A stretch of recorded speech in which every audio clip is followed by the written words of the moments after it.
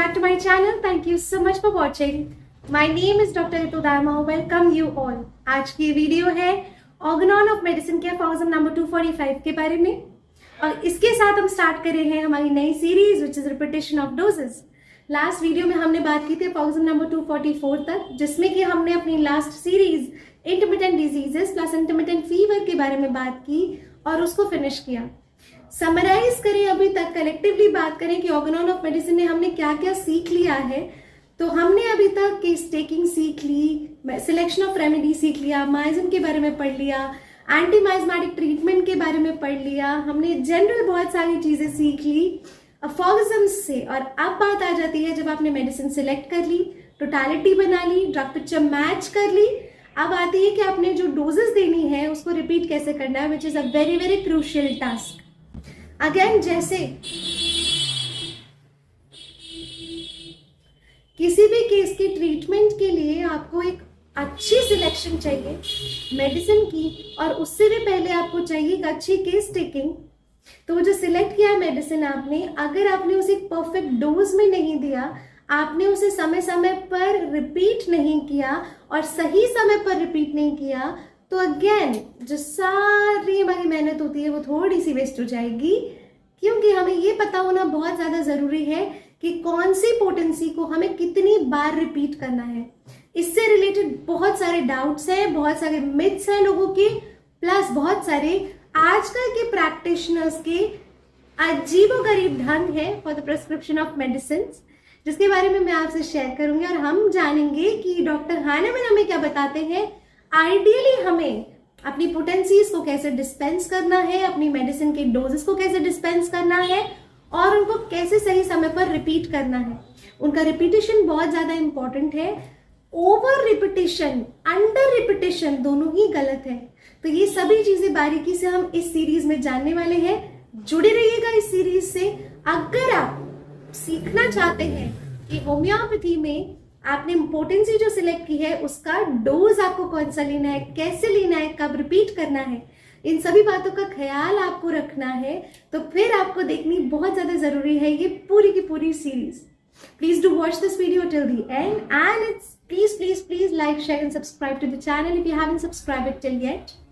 It's very important. It will cost you 0 rupees, but it will motivate me a lot to make new videos and to bring a lot of new content and interesting content on this channel.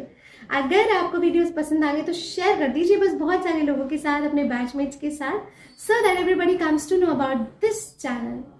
Having thus seen what attention should in the homeopathic treatment be paid to chief varieties of diseases, अब हमने ये देख लिया है कि attention homeopathic treatment में किन chief variety of diseases को देना है and the peculiar circumstances connected with them, और जो उसके साथ साथ पिक्यूलियर परिस्थितियां जो जुड़ी हुई हैं उनको जो फोकस देना है, अटेंशन देना है। We now pass on to what we have to say. अब हम पास ऑन करते हैं respecting the remedies and the mode of employing them, कि रेमेडीज की रिस्पेक्ट कैसे करनी है, रेमेडीज को सिलेक्ट कैसे करना है, उनको एम्प्लॉय कैसे करना है, तो with the regimen to be observe during their use. और उसके साथ में क्या जोड़ दीजिए कि आप उसका इस्तेमाल कर रहे हैं तो उसके साथ एक अच्छा रेजिमेन क्या जुड़ेगा वो भी आपको ऑब्जर्व करना है।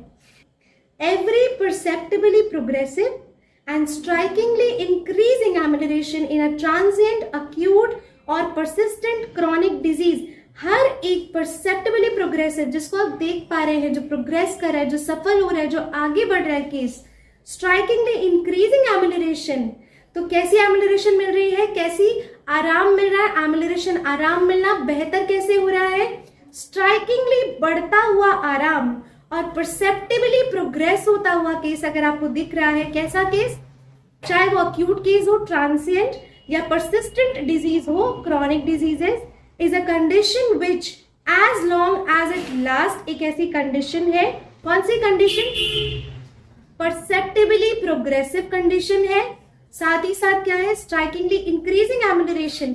अगर ऐसी कंडीशन है which as long as it lasts completely preclude very repetition, of the administration of any medicine whatsoever, चाहे कितना ही लंबा लास्ट करे, completely precludes very repetition of the administration of a medicine whatsoever। कोई भी मेडिसिन आप select कर लीजिए, उसका एडमिनिस्ट्रेशन करना है, उसका रिपीटेशन करना है, वो नहीं करेंगे।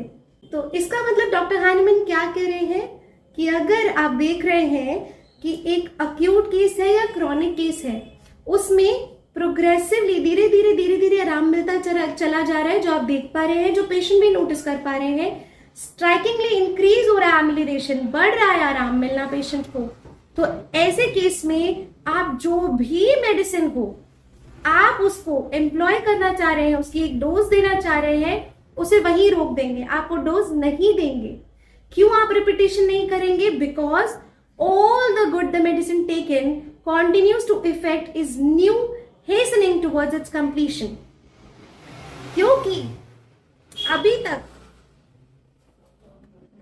तक जो आपने पहली डोज दी थी, उसकी वजह से जितना भी अच्छा उस मेडिसिन ने किया है, वो अभी तक अपना इफेक्ट कर रही है।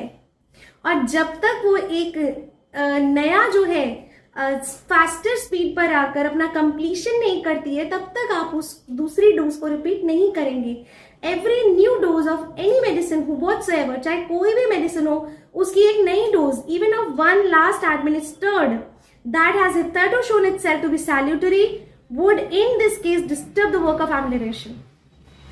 very important thing, हर एक नई डोज, चाहे कोई भी दवा आपने सिलेक्ट की हो, हर एक नई डोज पुरानी वाली डोज जो अपना काम कर रही होगी, उसकी एमिलिरेशन, आराम देने वाले काम को डिस्टर्ब कर देती है। ये वाला पूरा का पूरा पैराग्राफ ओमिट कर दिया गया था 6th एडिशन में, तो ये आपको जो है 6th एडिशन में ओमिटेड मिलेगा।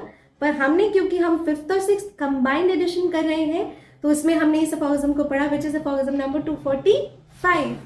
तो हमें क्या समझ आता है, लेकिन अब इसमें भी कुछ ना कुछ कमियां हैं या कुछ ना कुछ और रिसर्च हुई जिसमें और काम हुए, तो वो ओमिट क्यों कर दिया गया? 5th एडिशन का हटा के 6th एडिशन में क्यों नहीं दिया गया?